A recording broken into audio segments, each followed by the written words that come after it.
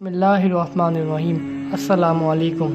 پچھلی ویڈیو میں ہم نے بات کی تھی ہجرت حبشہ کے بعد کے حالات اور بتایا تھا آپ کو کہ کس طرح ہمارے نبی کریم صلی اللہ علیہ وسلم نے قریش کے ظلم و ستم کو برداشت کیا۔ آج ہم اس ویڈیو میں بات کریں گے کہ کس طرح ہمارے نبی صلی اللہ علیہ وسلم نے کفار مکہ کے ظلم و ستم سے تنگ آ کر طائف کا سفر کیا اور طائفی لوگوں نے آپ صلی اللہ علیہ وسلم کے ساتھ کیسا سلوک کیا۔ میرا نام محمد احسن ہے۔ ویڈیو میں آگے جانے سے پہلے میرے چینل کو لائک، شیئر اینڈ سبسکرائب کرنا نہ بھولیے گا۔ تو چلیے ویڈیو کا باقاعدہ آغاز کرتے ہیں۔ اگرچہ کفار مکہ کے ظلم و ستم کوئی نئی بات نہ تھی اور حضور اکرم صلی اللہ علیہ وسلم کافی عرصے سے ان کے ظلم و ستم کو برداشت کر رہے تھے، لیکن اہل مکہ کے رویے سے آپ صلی اللہ علیہ وسلم کو ان کے قبول اسلام کی امید باقی نہ رہی، تو حضور اکرم صلی اللہ علیہ وسلم نے دین کی دعوت دینے کے لیے طائف جانے کا اعلان کیا اور پھر سن 10 نوی شوال کے مہینے میں مکے سے 60 میل کے فاصلے پر اپنے غلام زید بن حارثہ کے ہمراہ طائف کا پیدل سفر شروع کیا۔ اس وقت طائف میں بنی ثقیف آباد تھے جو لات کی پوجا کرتے تھے۔ جب آپ طائف پہنچے تو وہاں کے 3 بڑے سردار تھے، جس میں عبد یلیل بن عمر بن عمیر اور اس کے دونوں بھائی مسعود اور حبیب شامل تھے۔ آپ صلی اللہ علیہ وسلم نے تینوں سرداروں سے ملے اور تینوں سرداروں کو دین کی دعوت دی۔ یہ تینوں بڑے سردار بڑے مغرور اور متکبر تھے۔ ان میں سے ایک نے کہا کہ اگر اللہ تجھ کو اپنا رسول بناتا تو یوں ہی پیدل جوتیاں چٹکاتا نہ پھرتا۔ دوسرے نے کہا کہ کیا اللہ کو کوئی اور آدمی نہ ملا جو تجھ کو رسول بنایا؟ اور تیسرا بولا کہ میں تجھ سے کلام کرنا پسند نہیں کرتا، کیونکہ اگر تو اپنے قول کے موافق اللہ کا رسول ہے تو تیرے کلام کا رد کرنا خطرناک بات ہے، اور اگر تو اللہ پر جھوٹ بولتا ہے تو مناسب نہیں کہ ایسے شخص سے کلام کیا جائے۔ جب آپ صلی اللہ علیہ وسلم کو تینوں سرداروں کی طرف سے مایوسی ہوئی تو آپ صلی اللہ علیہ وسلم نے ان سے کہا کہ آپ اپنے خیالات کو اپنے ہی ذات تک محدود رکھیں، نہ کہ بلکہ دوسروں تک ان باتوں کی اشاعت کریں۔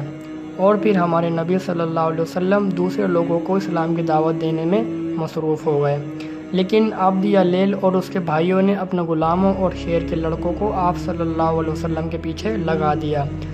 آپ صلی اللہ علیہ وسلم جہاں جاتے وہ آپ کا پیچھا کرتے اور آپ کو گالیاں دیتے اور آپ پر پتھر برساتے۔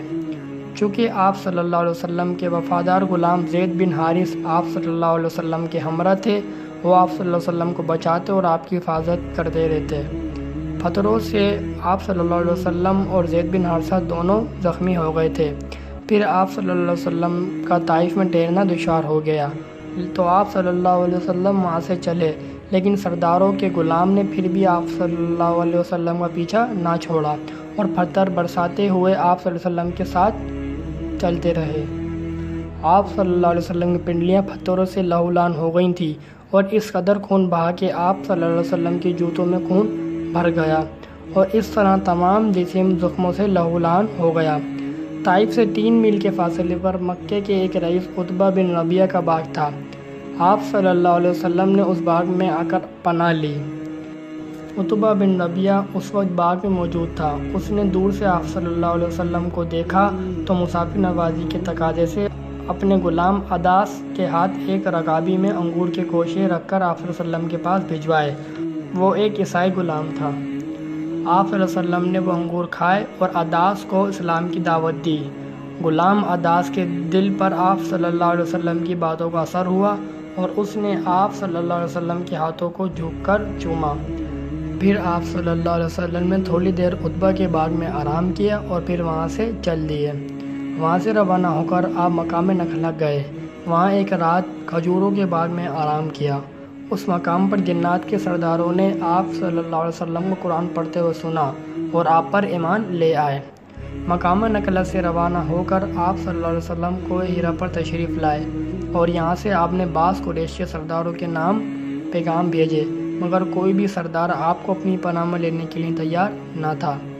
جب آپ کا پیغام مطعم بن عدی کے پاس پہنچا تو وہ آپ صلی اللہ علیہ وسلم کو اپنی پناہ میں لینے کے لیے تیار ہو گیا، اگرچہ وہ مشرک اور کافر تھا، مگر آپ صلی اللہ علیہ وسلم کا پیغام ملتے ہی وہ فوراً کوہ ہیرا پہنچا اور آپ صلی اللہ علیہ وسلم کو اپنے ہمراہ لے کر مکہ لے آیا۔